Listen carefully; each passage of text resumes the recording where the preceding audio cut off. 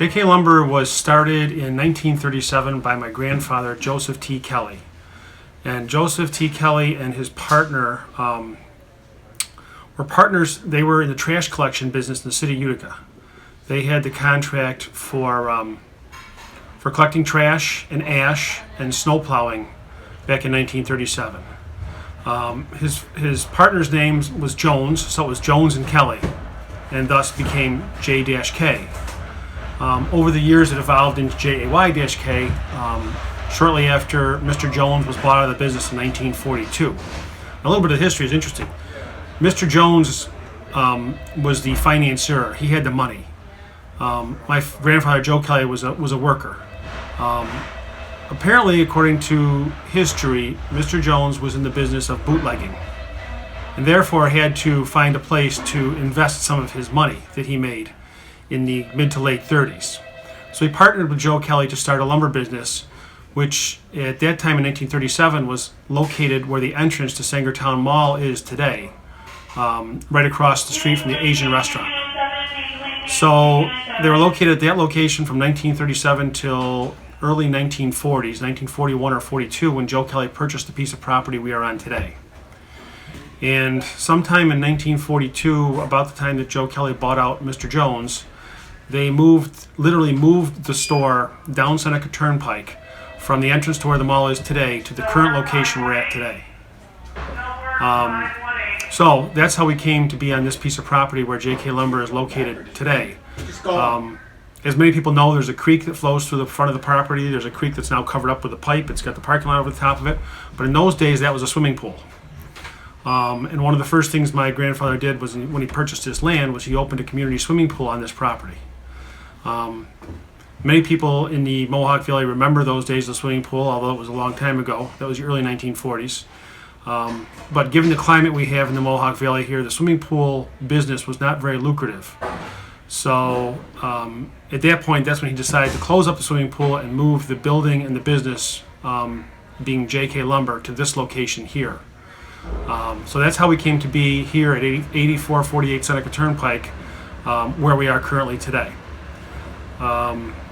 We've got historical pictures of the swimming pool before it became J.K. Lumber.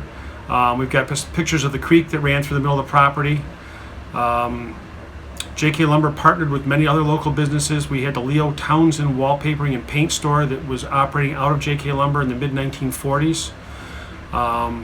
During World War II, Joe Kelly and J.K. Lumber made boxes for ammunitions and for guns.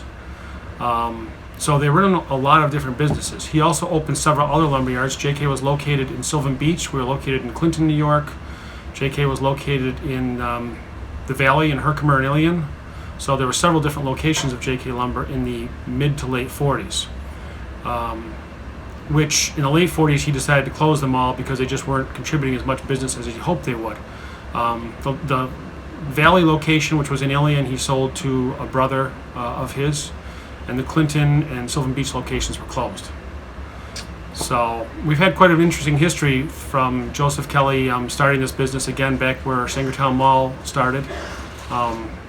So that's kind of how we began to get into the business here in New Hartford. Let me ask you on the swimming pool.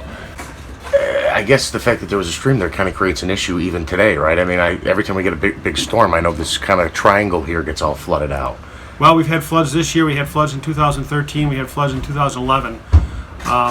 Joe Kelly, obviously, as J.K. Lumber expanded through the course of time over the years, decided we obviously need more buildings and we needed more parking. So in the early 70s, I'm saying 1972 or so, he decided to take the creek that flowed through the property and put the creek through the pipe. So the current pipe that goes underneath the parking lot of J.K. Lumber is approximately 8 feet by 12 feet. It is extremely large. But even in those days, Joe Kelly and the family knew when the rains came, the water flowed a lot heavier than it does currently. It's just a trickle today. That pipe was put in the early 70s, and as you mentioned, when we have storms like we had on July 1st here, that creek carries a lot more water than it carries on a general course of business every single day. So we have had some major floods here as the water flows through our property, across Route 5, down by Big Apple, and then it goes behind Sangertown Mall into those giant catch basins, and then ultimately goes down to New York Mills and Whitesboro. So the water that everybody else gets in New York Mills and Whitesboro comes through the JK property first. Let me ask you about being in business for 80 years and how, the market's kind of evolved. Your competition's evolved, staying relevant.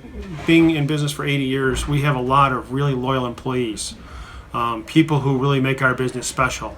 We've had a lot of families that have worked here, many members of the families, starting right back from the beginning of the business in 1937. I mean, Joe brought some of his fellow workers from trash collection in the city of Utica to start this business. And many of their sons and or daughters have worked in this business, brothers and sisters as well. So I think the strength of JK Lumber really comes from the people who work for us. They bring a great deal of knowledge. They take a lot of pride in their workmanship. They believe in the philosophy that we're here to help everybody try to come up with an adequate solution for whatever problem it is they're trying to solve, whether it be trying to find the appropriate part for a faucet or a doorknob, to the proper paint for the painting project they're doing, or the technique of painting to building a house, whatever it may be. The backbone of this business is the people who work for this business. Most of them are all full-time employees. They rely on this job to support their families here in the Mohawk Valley. They take great pride in gaining a lot of knowledge about all the products they sell, again, from whatever department it may be: kitchens, bathrooms, windows, lumber, paint. They really want to learn about the product they're selling so they can help impart that knowledge on the customer who's buying that product. Competition's come and gone. In the early 70s we had Grossman's. Going back to when JK first opened, there was 5 lumber yards in the Utica area. There was Sunset Lumber, there was Philip Thomas Lumber. There were several other lumber yards that were all closed by the mid to late 60s. JK's name is actually JK Independent Lumber because Joe Kelly wanted to be independent of the other 5 lumber yards that were existing in the Utica area in 1937. So competition has evolved. There's always going to be competition. Again, we take pride in making sure that our people have the knowledge to help the customer find what they want. We try to make it always easy to do business here at JK Lumber. We try to be fair and competitive on pricing. The big box stores have come. We've still been successful with the big box stores here because I think our customers and our employees know that we have different products, different knowledge, and better services to offer than some of the big box stores. So I will say the competition makes us sharp. It keeps us sharp. It keeps us on our toes, and we always try to make sure that we can do the best to take care of the customers as we can.